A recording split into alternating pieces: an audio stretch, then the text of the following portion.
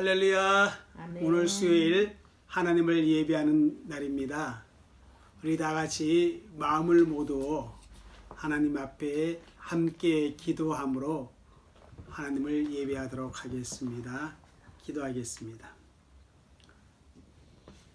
살아계시며 우리와 함께 하시는 거룩하고 자비로우신 아버지 하나님, 이 시간에도 하나님을 예배하기 위해 이렇게 한자리에 모여 있습니다.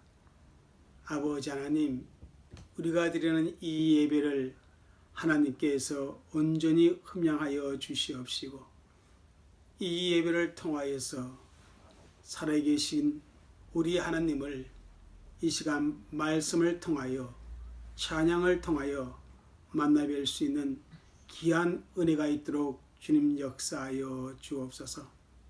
그리하여 예배를 통해서 영적인 감격이 우리에게 충만하도록 주님 그렇게 은혜를 베풀어 주옵소서.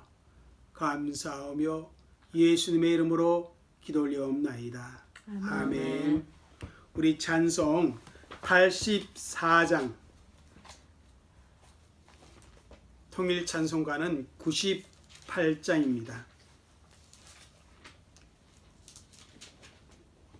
온 세상이 캄캄하여 참빛이 없더니, 온 세상이 세상이 캄캄하여서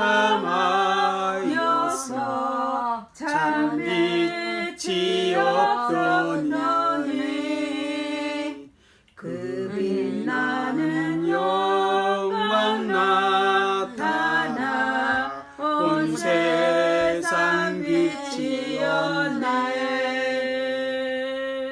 영광 영광의 주, 영광 영광의 주, 밝은 빛 내게 비추었네.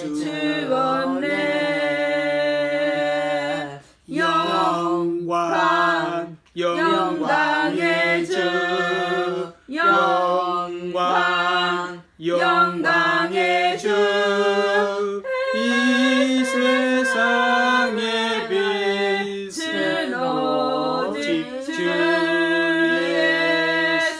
예수라. 이유 그 말씀을 믿는 사람은 그 마음이 시원하고 그 명령을 준행하는 자 그 길이 환하겠네. 영광 영광의 주, 영광 영광의 주, 밝은 그 빛 내게 비추었네.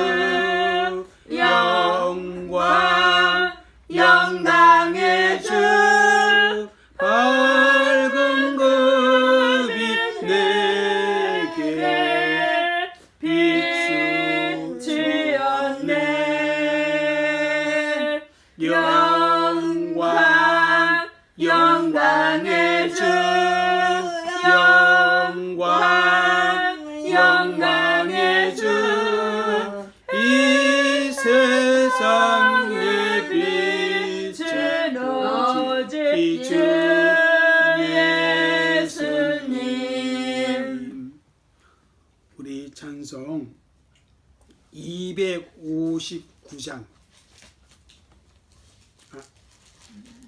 259장 통일 찬송가는 193장입니다.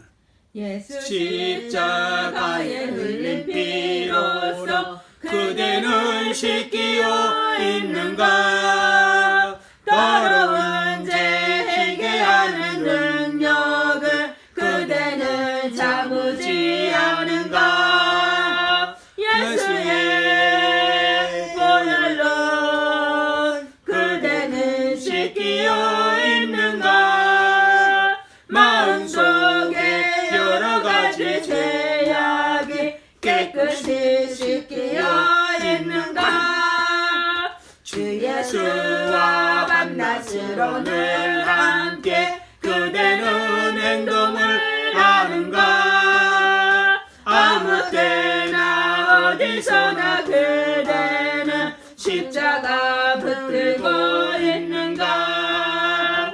예수의 보혈로 그대는 씻기어 있는가? 마음속에 여러 가지 죄악이 깨끗이 씻기어 있는가? 주님 예수 다시 올 때 그대는 영접할 예복이 있는가? 그대 몸은 거룩한 곳 천국에 들어갈 준비가 됐는가? 예수의 보혈로 그대는 씻기어 있는가? 마음속에 여러 가지 죄악이 깨끗이 씻기어 있는가? 모든 죄에 더러워진 예복을 주 앞에 지금 다 벗어서 샘물같이 솟아나는 보혈로 눈보다 너희에게 씻으라. 예수의 보혈로 그대는 씻기어 있는가? 마음속에 여러 가지 죄악이 깨끗이 씻기어 있는가? 모든 죄에 더러워진 예복을 주 앞에 지금 다 벗어서 샘물같이 솟아나는 보혈로 눈보다 너희에게 씻으라. 예수의 보혈로 그대는 씻기어 있는가? 마음속에 여러 가지 죄악이 깨끗이 씻기어 있는가? 아멘. 우리 이 시간에 마음을 같이하여 우리 선김의 교회와 우리 성도들과 그리고 우리 대한민국과 뉴질랜드를 위해서 그리고 오늘 말씀을 잘 배울 수 있도록 하기 위해서 우리 하나님 앞에 함께 기도하는 시간을 갖겠습니다. 함께 기도합니다. 사랑과 은혜가 많으신 아버지 하나님 감사합니다. 하나님을 예배하면서 우리가 마음을 합하여 함께 아버지 하나님 기도의 점을 가지고 나아갑니다. 살아계신 아버지 하나님 주님, 우리 섬김의 교회를 하나님 이 땅 위에 세우시고 오늘까지 하나님 지키시고 인도하여 주시는 일을 진실로 감사를 드립니다.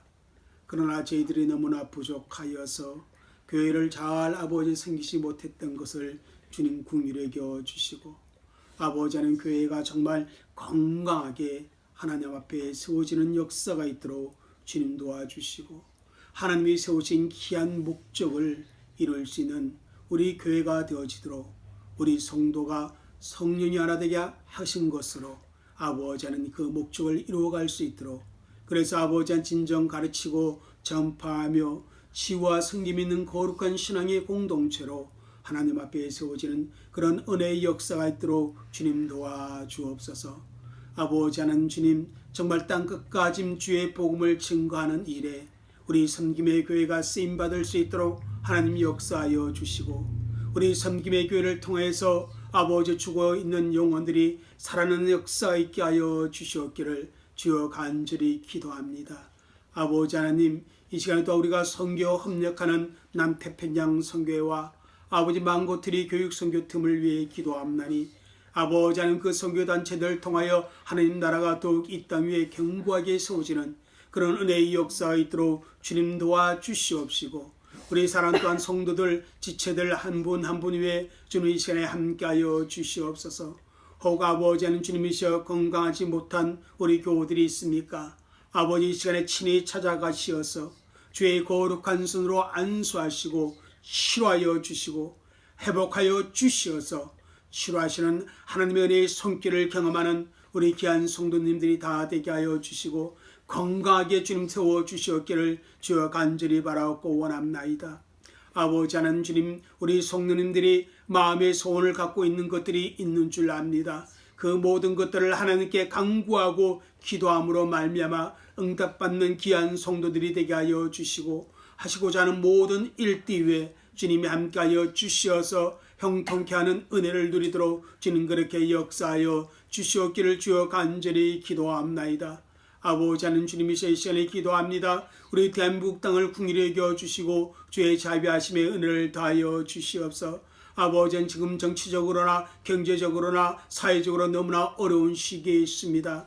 아버지 하나님 주님이시여 정치적으로 안정을 찾아갈 수 있도록 도와주시고, 경제적으로 아버지 다시금 성장할 수 있도록 도와주시고, 사회적으로 질서가 잡히는 우리 대한민국 땅이 되게 하여 주시어서 아버지 특별히 그 땅 위에 세운 우리 교회들이 아버지 하나님 주님이시여 정말 하나님 앞에 바로 섬으로 말미암아 아버지 하나님 주님이시여 정말 소금과 빛의 역할을 감당할 수 있는 우리 한국 교회들이 되어지도록 주의 성령께서 역사하여 주옵소서. 아버지 하나님 이 뉴질랜드도 아버지 하나님 곧 국민투표가 있습니다. 아버지 하나님 주님이여 이 시간에 주님께 간절히 기도하고 간구하기는 아버지 하나님 나라 정치 지도자들 아버지 선택하는 데 있어서 정말 하나님을 두려워할 줄 아는 자들이 하나님 앞에 선택되어지도록 주여 그렇게 역사하시고 아버지 하나님 주님 은혜를 허락하여 주시었기를 주여 기도하옵나니 주의 성령께서 그렇게 역사하여 주시고, 특별히 이번에 아버지 하나님 주님이시여 마약 합법화와 안락사가 아버지 국민투표에 붙여집니다. 아버지 하나님 주님이여 긍휼히 여겨주시고 주의 자비하심의 은혜를 다하여 주시어서 아버지 하나님 주님이시여 이런 것들이 정말 통과되어지면 어떻게 되겠습니까? 하나님 정말 하나님께서 생명 존중히 여기는 그 모든 것들이 아버지 망가지지 않겠습니까? 아버지 하나님 우리 믿는 자들이 깨어 기도하게 하시고 아버지 우리 믿는 자들이 정신 똑바로 차려서 아버지 하나님 주의 그 국민투표에 참여함으로 말미암아 이것이 통과되어지지 않고 정말 이 땅에 아버지 하나님 주여 정말 예수의 가치관 성경의 가치관에 세워진 그런 법들이 제정되어지고 아버지 세워질 수 있도록 주의 성령께서 그렇게 역사하시고 이 땅의 아버지 교회들이 아버지 하나님 주님이시여 부응하게 하시고 아버지 이 땅의 교회들이 복음 진리를 선포하기에 부족함 없도록 주는 그렇게 세워주옵소서. 아버지 하나님 주님이시여 이 시간 또한 예배하는 가운데 우리 주의 성령께서 우리의 마음을 주장하여 주시고 하나님이 가르치시는 귀한 말씀에 귀를 기울이고 그 진리를 깨닫는 은혜가 있도록 주행이 역사하여 주옵소서. 감사하며 예수님의 이름으로 기도하옵나이다. 아멘. 우리 찬송 91장 통일 찬송가도 91장입니다. 슬픈 마음 있는 사람 예수 이름 믿으면, 슬픈 마음 있는 사람 예수 이름 믿으며 영원토록 변함없는 기쁜 마음 얻으리. 예수의 이름은 세상의 소망이요 예수의 이름은 천국의 기쁨일세. 거룩하신 주의 너의 방패 삼아라. 환난 시험 당할 때에 주께 기도드려라. 예수의 이름은 세상의 소망이요 예수의 이름은 천국의 기쁨일세. 존귀하신 주의 이름 우리 기쁨 되도다. 주의 품에 안길 때에 기뻐 찬송 부르리. 예수의 이름은 세상의 소망이요 예수의 이름은 천국의 기쁨일세. 우리 갈 길 다가는 보좌 앞에 나아가 왕의 왕께 경배하며 멸류관을 드리리. 예수의 이름은 세상의 소망이요 예수의 이름은 천국의 기쁨일세. 아멘. 오늘 하나님의 말씀은 레위기 25장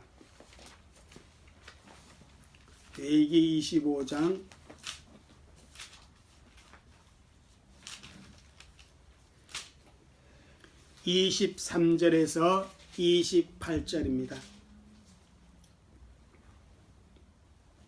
23절에서 28절 같이 읽겠습니다.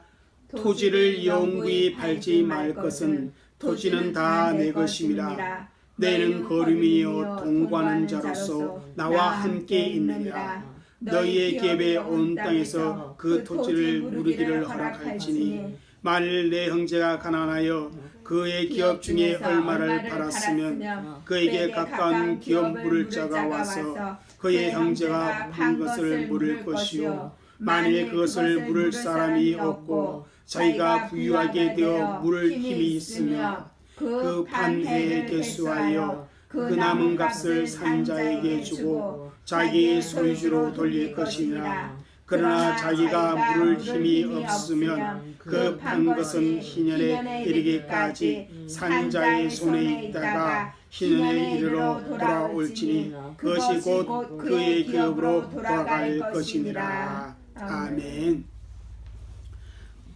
안식년과 희년은 이스라엘 백성들에게 자유와 해방의 기쁨을 주는 그런 즐거운 행복한 그런 하나님의 법입니다. 안식년과 희년이 거의 같은 의미를 가지고 있습니다. 그것이 뭔지 아세요? 뭐였어요? 안식년과 희년의 같은 거, 땅을 쉬게 하라. 그래서 아무 일도 하지 말라. 두 번째는 뭐가 있죠? 같은 동족끼리 이스라엘 백성들이 진 빛이 있다면 어떻게 하라? 탕감하여 주어라. 그리고 또 뭐가 있습니까? 6년 동안 노예로 팔려서 주인을 섬겼으면 7년째 되는 해에 노예에서 무엇을 해주라? 해방해주라. 자유를 주어라. 그것이 안식년과 희년에 동일하게 있어지는 그러한 내용입니다. 희년에 특별히 있어지는 게 뭔지 아세요? 지금까지 공부했으면 희년에 특별히 있어지는 거, 안식년과 달리 희년에 있어지는 게 뭐였죠? 자신의 기업을 회복하는 거예요.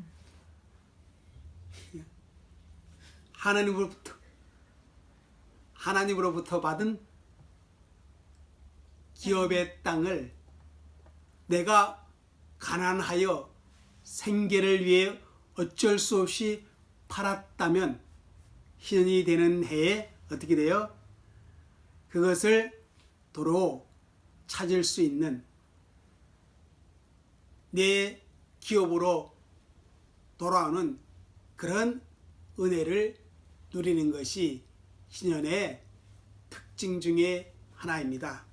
그래서 그 희년에 내가 팔았던 토지가 내게로 다시 회복되어지기 때문에 그 토지에 대한 이야기를 오늘은 한번 공부해 보도록 하겠습니다. 여러분, 땅은 원래 누구의 것입니까? 땅은 원래 누구의 것이에요?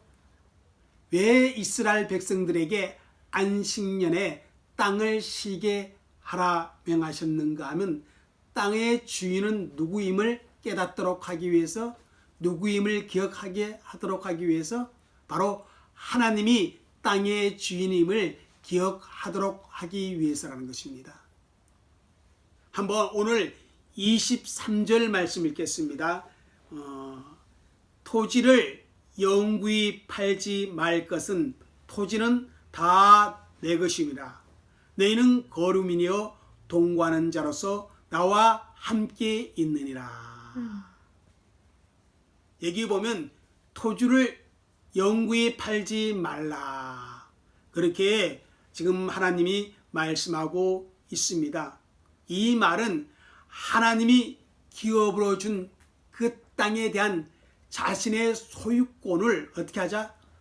포기하지 말라. 그런 의미입니다. 그 소유권을 포기하고 땅을 팔려고 하지 말라라는 것입니다. 그런데 그 토지를 팔 수 없는 이유가 무엇이냐면 바로 토지는 누구의 것이다? 다 내 것임이라. 바로 하나님의 것이기 때문에 토지를 팔지 말라. 그렇게 우리 하나님이 말씀하고 있습니다. 이스라엘 백성들이 자신의 토지를 팔지 말아야 할 이유는 바로 그 토지 전부는 하나님의 것이기 때문이라는 것입니다. 그 땅의 진정한 소유주는 하나님이시고 그 땅의 소유주가 아닌 사람이 땅의 소유권을 팔아 넘길 뭐가 없어요? 권리가 없음을 의미해주고 있다는 것입니다. 단지 사람은 무엇에 불과하다? 땅을 관리하는 청지기에 불과하다. 그렇게 말할 수가 있습니다. 그래서 하나님께서 이스라엘 백성들에게 주는 이 희년 제도를 통하여서 땅의 실소유주는 하나님이시며 사람은 단지 청지기라는 사실을 강조하고 있다라는 사실입니다. 그런데 여기에서 우리가 생각해 볼 것은 토지만 하나님의 소유인가? 그렇지가 않다라는 것이에요. 우리의 모든 소유는 누구의 것이에요? 하나님의 것이다. 너는 내 것이라고 그렇게 하나님이 분명히 말씀하여 주었습니다. 우리 예수 믿는 사람들이 왜 안락사법을 반대하는 것입니까? 생명의 소유주는 누구이기 때문에? 하나님이기 때문에 하나님의 권리에 속한 것이기 때문에 인간이 사람의 죽고 사는 문제를 결정할 수 없다라는 것입니다. 내가 갖고 있는 그 모든 것이 다 하나님의 것이고 나는 그것을 잘 관리하는 청지기라는 사실을 우리는 분명히 기억해야 한다는 것입니다. 내가 가지고 있는 물질도 마찬가지라는 것입니다. 내가 벌었으니까 내가 마음대로 쓸 수 있다. 그렇게 생각하는 것은 하나님을 믿지 않는 사람들의 생각입니다. 그러나 하나님을 믿는 믿음의 사람들의 생각은 그 물질마저도 누구의 것이다? 하나님께서 나로 하여금 벌어들일 수 있는 능력을 주셨고 이 세상 모든 다 하나님의 것이기 때문에 하나님이 내게 주셨다는 것입니다. 그래서 우리는 그 모든 것을 잘 맡아 관리할 수 있는 그런 청지기 정신이 필요하다는 것입니다. 우리의 시간, 우리의 재능, 우리의 생명까지도 누구를 위하여, 정말 하나님을 위하여 사용하게 되어질 때, 그때 하나님과 우리 사이의 관계가 어떻게 돼요? 바른 인격적인 관계로 맺어질 수가 있다는 것입니다. 그럴 때 창조이시며 모든 것의 주이신 그분께서, 그죠? 나를 어떻게 해요? 청지기로서, 하나님의 사람으로서 우리를 잘 다스려 갈 수가 있고, 또 더 많은 것으로 하나님이 맡길 수 있다라는 사실입니다. 그리고 내가 그것을 맡아 관리할 수 있도록 더 큰 능력과 무엇을, 재능을 부어준다는 것이에요. 내가 가지고 있는 물질을, 내가 가지고 있는 이 시간을, 내가 가지고 있는 생명을 하나님의 것으로 내가 인정하고 그렇게 사용한다라면 하나님께서는 그 시간을 더 아름답게 활용할 수 있도록, 그 물질을 더 크게 사용할 수 있도록, 그 재능을 더 잘 활용할 수 있도록 우리에게 뭘 줘요? 더 큰 물질과 재능과 시간들을 허락하여 준다는 것입니다. 특별히 여기에서 땅의 주인은 하나님이라 그렇게 말씀하면서 이스라엘 백성들에게는 뭐라고 표현하고 있는가 하면, 너희는 거루민이요 동거하는 자로 나와 함께한다, 이렇게 말하고 있어요. 땅의 주인은 하나님인데 그 땅에 너는 거루민으로, 나와 함께 동거하는 사람으로 살아간다는 거예요. 여러분, 거루민이란 말이 뭘까요? 거루민. 여기서 거루민이라고 했고, 개역성경에는 이것을 나그네로 번역했어요. 나그네, 거루민은 뭐예요? 잠시 체류하는 사람이에요. 남의 땅에서 잠시 머물러 있는 사람을 가리켜서 히브리어 케림 이렇게 하는데, 이게 거루민으로, 나그네로 그렇게 우리말로 번역하고 있습니다. 동거는 뭡니까? 동거는 주인과 함께 사는 사람을 가리켜서 뭐라 그래요? 동거인이다, 이렇게 해요. 이것은 뭐냐면 우리가 이 땅의 거루민으로, 이 땅에 잠시 체류하는 사람으로 살아가고 있다는 것입니다. 그렇기 때문에 이 땅은 하나님의 땅인데 그 땅에 잠시 빌려 내가 체류하고 하나님과 동거하는 사람으로 살아가고 있다는 것입니다. 그래서 우리의 인생은 늘 누구와 함께하는 사람이다? 하나님과 동거하며 살아가고 있는 인생이라는 사실을 기억해야 돼요. 그래서 우리는 이 세상은 잠시 우리가 머무는 장소이고 우리의 영원한 거주지는 어디이다? 바로 하나님 나라이다 라는 사실을 우리가 인식하며 살아가야 한다는 것입니다. 우리가 하나님의 도우심으로 이 세상에 잠시 머물다가 우리가 하나님 나라에 하나님과 영원히 동거하기 위해 가는 그러한 믿음의 사람임을 우리가 기억해야 한다는 것입니다. 그래서 23절에 희년의 제도를 말씀하면서 땅의 주인은 누구이다? 하나님이고 너희는 단지 내 땅에 잠시 체류하며 나와 동거하고 있는 자라는 사실을 가르쳐주고 있다는 것입니다. 이제 24절 읽겠습니다. 24절, 희년 제도 속에서 아주 독특한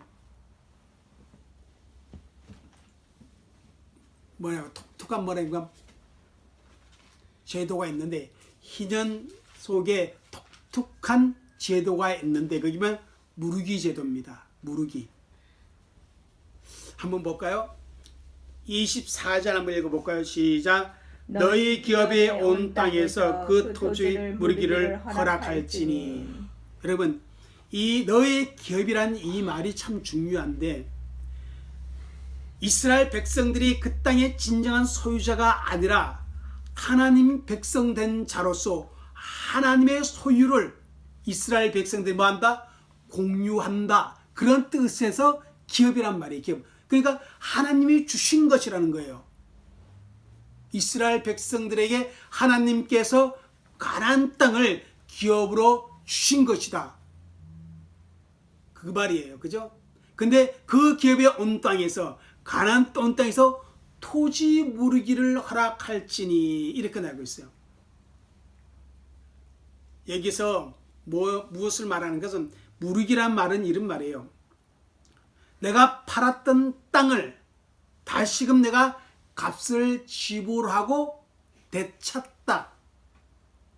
그런 의미를 갖고 있어요. 회복하다. 그런 의미를 가지고 있습니다. 그래서 이 무르기라는 말 속에 이 말이 히브리어로 고엘이라는 말인데 이 고엘이라는 말 속에 무슨 의미가 담겨 있나? 구속자라는 의미가 담겨 있어요. 구속자라는 의미. 구속자라는. 그래서 내가 어느 날 갑자기 가난하게 되고 너무 생계 유지하기가 어려워서 내가 토지를 팔았어요. 그러면 어떠한 사람이 나를 대신해서 그 토지를 값을 지불하고 되찾아서 나에게 그 토지를 주는 거. 이것이 바로 기업 물을 짜라 그런 거거든요. 이거는요 참 중요한 건데만은 이스라엘 백성들에게 아주 독특한 제도. 다른 나라에서는 있지도 않는 그런 제도입니다. 이것은 뭐냐면 이스라엘 백성들이 가나안 땅을 기업으로 분배받게 될 때, 그죠? 이스라엘 백성들이 공동체적으로 가나안 땅을 잘 관리해야 한다는 그런 의미가 있습니다. 가나안 땅의 진정한 통치자는 하나님이고 이스라엘 백성들은 그 땅을 충실하게 잘 관리해야 한다는 그런 의미가 있습니다. 한번 25절 기업 물을 자에 대해 구체적으로 나와요. 한번 읽겠습니다. 시작. 만일 내 형제가 가난하여 그의 기업 중에서 얼마를 팔았으면 그에게 가까운 기업 물을 자가 와서 그 형제가 판 것을 물을 것이요. 가난해진 자가 어쩔 수 없이 뭐요? 땅을 얼마를 팔았다. 결국 가난 때문에 땅을 팔 수밖에 없는 상황에 대해서 하나님은 인정해 주고 있다라는 것입니다. 이윤을 챙기려는 목적으로 땅을 파는 것이 아니라 급작스러운 상황에 의해서 정말 가난하게 되어졌을 때 생계를 이어갈 수밖에 없는 절박한 상황에 어쩔 수 없이 기업을 팔게 되었을 때 그때를 의미합니다. 그가 원래는 하나님의 것이기 때문에 토지를 팔지 말아야 했지만은 사회적 인간적인 상황에서 갑자기 어떻게 돼요? 가난하게 되어질 수가 있다는 것이에요. 쉽게 말하면 이런 거예요. 남편이 전쟁에 나갔다가 전사하게 되어지면 자녀와 부인은 가난을 면치 못하게 돼요. 그럴 때 어떻게 돼요? 땅을 팔아야만이 생계를 유지해 갈 수 있어요. 또 갑자기 가족의 누군가가 큰 병이 들었어. 근데 그 병을 치료할 돈이 전혀 없을 때 어떻게 해요? 병 치료를 위해서 토지의 일부를 파는 그런 경우도 있습니다. 그런 경우는 하나님께서 어때요? 그것도 용납하시는 것을 볼 수가 있다는 것입니다. 그런데 여기서 중요한 거는요, 뭐냐면 이 25절에서 정말 중요한 것은 가난한 자가 그 기업을 파는 것에 중심이 있는 것이 아니라 그 주위에 가까운 친척들이 그러한 일이 벌어졌을 때 어떻게 해야 하느냐, 그게 중요한 거란 것입니다. 어쩔 수 없이 우리 성민이가 너무 어려운 상황에 되어서 어떻게 해요? 땅을 팔았다면 성민이 형이 되는 다윗이가 어떻게 해야 하느냐, 그 문제예요. 지금 이건 성민이에게 초점이 있는 것이 아니라 성민의 가장 가까운 친척인 다윗, 예인, 어떻게 해야 하느냐, 그것입니다. 뭐냐면 그 땅을 다시 찾을 수 있도록 어떻게 해요? 도와줘야 한다는 것입니다. 다시 물을 수 있도록 해줘야만 한다는 거예요. 그게 바로 땅을 판 사람의 근족, 가장 가까운 친척, 그 사람이 해야 할 일이라는 것입니다. 해야 할 일. 다시 한번 말할게요. 다윗이가 너무 상황이 급작스럽게 안 좋아서 생계 유지를 위해서 땅을 팔았어요. 그렇다면 성민이가 어떻게 해야 하느냐는 거예요. 가장 가까운 형제로서 성민이가 어떻게 해야 하느냐? 형이 판 그 땅을 성민이가 돈 주고 사서 다시금 형한테 그 땅을 돌려줘야 되는 것입니다. 그게 뭐냐면 기업 물을 자, 고엘이라는 그런 뜻입니다. 이 말이요, 우리나라 말로 번역 근족, 가까운 친척이란 말인데 꽐로 하가로프 이렇게 읽어요. 꽐로 하가로프. 이것은 뭐냐, 가까운 친척이나 형제를 가리키는 말이거든요. 당시 이스라엘 사회에 아주 독특한 고엘 제도입니다. 어떤 사람이 위기를 당했을 때 가까운 친척이 대신 회복시켜 줘야 할 책임이 있다는 것입니다. 그러한 책임을 가진 자를 가리켜서 뭐라 그래요? 고엘. 히브리 말로 고엘.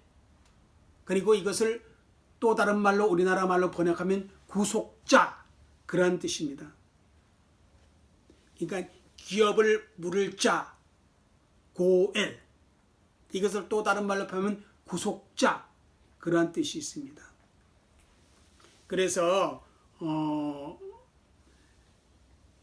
이 고엘, 기업을 물을 자가 감당해야 할 책임 5가지가 있어요. 5가지가 있어요. 이스라엘법에 있어요. 이스라엘법에 있어서, 자, 첫 번째 오늘 공부한 거 그죠? 가까운 친척이 땅을 팔았을 때 그 값을 대신 지불하고 그 땅을 도로 사서 그에게 주어야 한다. 두 번째, 가까운 친척이 아들이 없어 죽었을 경우에는 그 가부와 결혼해서 어떻게 해요? 아들을 낳아서 죽은 자의 대를 잇도록 해주는 계대 결혼법. 이것이 또 고엘의 의미예요. 그게 구약 성경에 뭐가 어디에서 나오죠? 바로 룻기에서 나옵니다. 룻기. 보아스가 고엘이 되어서, 그죠? 나오미의 계대를 잇게 해주는 거잖아요. 그다음 또 어떤 게 있냐면 가까운 친척이 어떻게 됐어요? 노예로 팔렸을 때 어떻게 돼요? 그 노예를 내가 돈 주고 사서 그 사람에게 자유를 주는 거, 해방을 주는 거, 그것이 또 고엘이 해야 할 일이에요. 가까운 친척이 해야 할 일이에요. 넷째는 우리 성민이가 누구한테 억울한 일을 당하면 그 억울한 일을 대신 갚아주는 것이 고엘이에요. 누가 갚아요? 형이 대신 갚아주는 거. 특히 이제 보면 어떤 게 있냐면 누군가가 어떤 사람을 죽였어요. 그러면 죽임을 당한 가장 가까운 친척이 그 가해자를 죽이는 거예요. 피해 보수자예요. 그래서 어떻게 됐어요? 반드시 가까운 친척이 그 사람을 대신 죽여야 되거든요. 그러니까 이 사람 또 모르고 죽였을 때 어떻게 해요? 모르고 죽였을 때 실수로 그래도 죽여야 돼요. 그러니까 이 사람 막 도망가는 거야. 그 피해 보수자한테 죽음을 안 당하기 위해서. 어디로 도망가요? 아는 사람. 상을 줄게요. 자, A라는 사람이 B라는 사람을 모르고 죽였어. 모르고 실수로.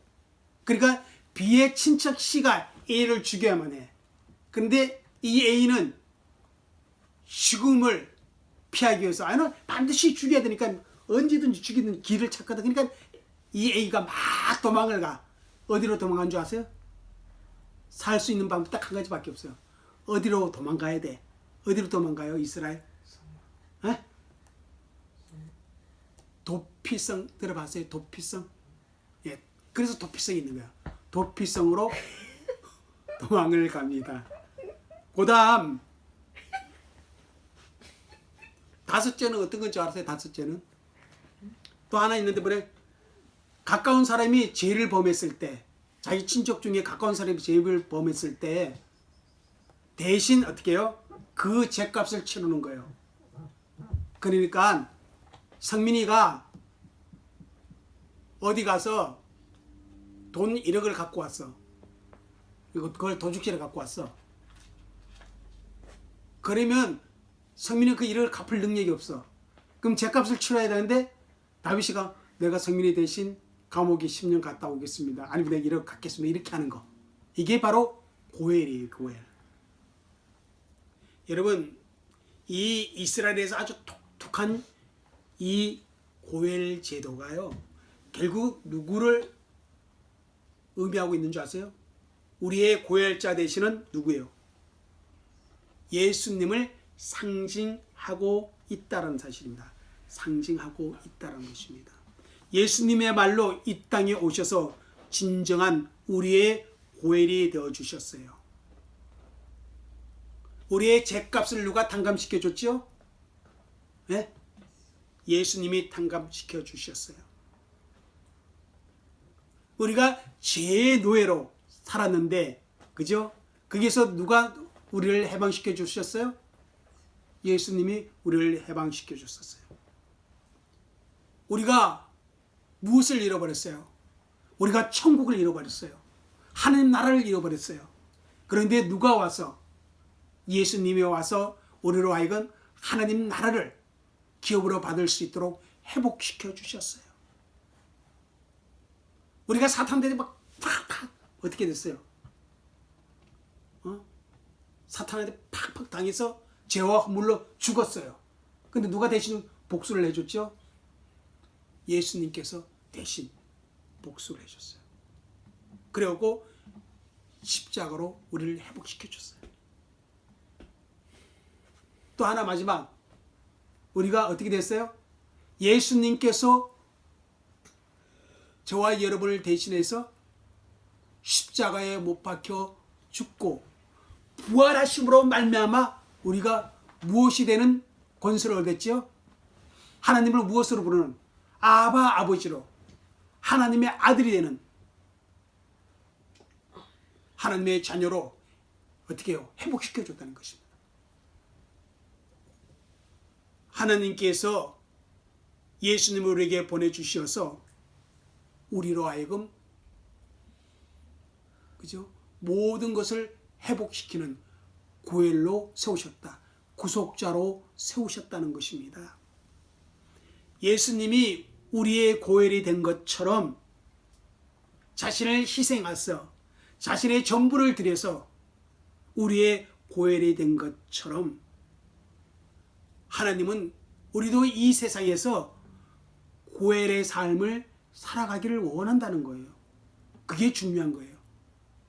이 신년 제도에서 우리에게 보여주시는 것을 말하면 너희 각자도 뭔 삶을 살아? 고엘의 삶을 살아야 한다는 것이에요. 어? 고엘의 삶을 살아야 돼요. 저와 여러분을 통해서 그죠? 어때요? 다른 사람이 회복되어지고 자유를 찾고 기업을 찾을 수 있도록 그러한 우리의 삶이 되어져야 한다는 것을 성경 우리에게 말씀해 주고 있습니다. 그래서 26, 27절에 이렇게 말씀하고 있습니다. 26, 27, 28 이제 결론 보겠습니다. 시작. 만일 그것을 물을 사람이 없고 자기가 부유하게 되어 물을 힘이 있으면 그 판회를 계수하여 그 남은 값을 산자에게 주고 자기의 소유주로 돌릴 것이냐. 그러나 자기가 물을 힘이 없으면 그 판 것의 희년에 이르기까지 산자의 손에 있다가 희년에 이르러 돌아올지니 그것이 곧 그의 깁에 돌아갈 것이니라. 그래도 기업 물을 자가 없으면 고엘이 없으면 어떻게 되느냐? 자기가 돈 벌어서 사야 되는데 살 수 있어요? 가난해서 땅을 판 사람이? 그러니까 어떻게 돼요? 50년을 기다려야 되는 거예요. 28절에 그러나 자기가 물을 힘이 없으면 그 판 것의 희년이 이르기까지 산자의 손에 있다가 현일이로 돌아올지니 내게로 돌아온다라는 것입니다. 여러분, 하나님께서 희년 제도를 통하여 우리에게 진정한 구속의 의미를 말씀해 주었습니다. 어떤 사람이 토지를 팔았을 때에 그 토지를 되살 수 있는 경제적인 힘이 없을 때에 가까운 친족이 형제가 대신 값을 지불하고 그 토지를 판 사람에게 되돌려 주는 것이 희년 제도의 특별한 특징 중에 하나입니다. 누군가를 대신해서 죗값을 지불하고 그가 잃었던 것을 회복시켜 주거나 그가 묶인 데서 해방시켜 주는 것, 그것이 바로 구속이에요. 구속. 이것을 우리 예수님께서 우리를 위해 해주셨다는 것입니다. 그래서 저와 여러분이 하나님의 아들이라는 그 지위를 회복시켜 주었습니다. 우리가 이 세상 안에 하나님을 나의 구속자로, 예수를 나의 구속자로 삼고 우리도 남들에게 축복이 되어지는 그런 삶을 살아가는 우리 귀한 주의 백성들이 되어지시기를 주의 이름으로 부탁을 드립니다. 기도드리겠습니다. 살아계신 아버지 하나님 감사합니다. 희년 제도 속에 담긴 고엘의 의미를 오늘은 우리가 살펴보았습니다. 기업 물을 자, 대신 땅을 판 사람을 위하여 땅을 사서 되돌려주는 기업 물을 자 고엘.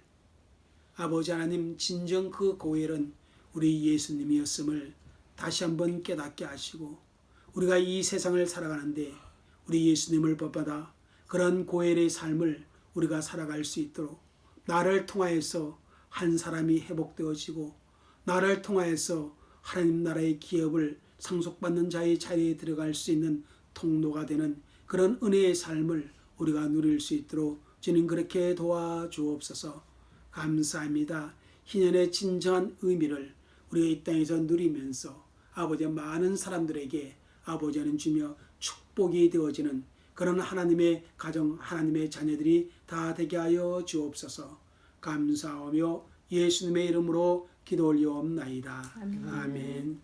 하늘에 계신 우리 아버지여, 이름이 거룩히 여김을 받으시오며 나라의 마옵시오며 뜻이 하늘에서 이루어지는 것 같이 땅에서 이루어지이다. 오늘날 우리의 영을 일식을 주옵시고 우리가 우리의 죄진자를 사하여 주옵같이 우리의 죄를 사하여 주옵시고 우리를 심에 들게 하지 마옵시며 다만 있어 구하옵소서. 내 나라와 권세와 영광이 아버지께 영원히 쌓나이다. 아멘.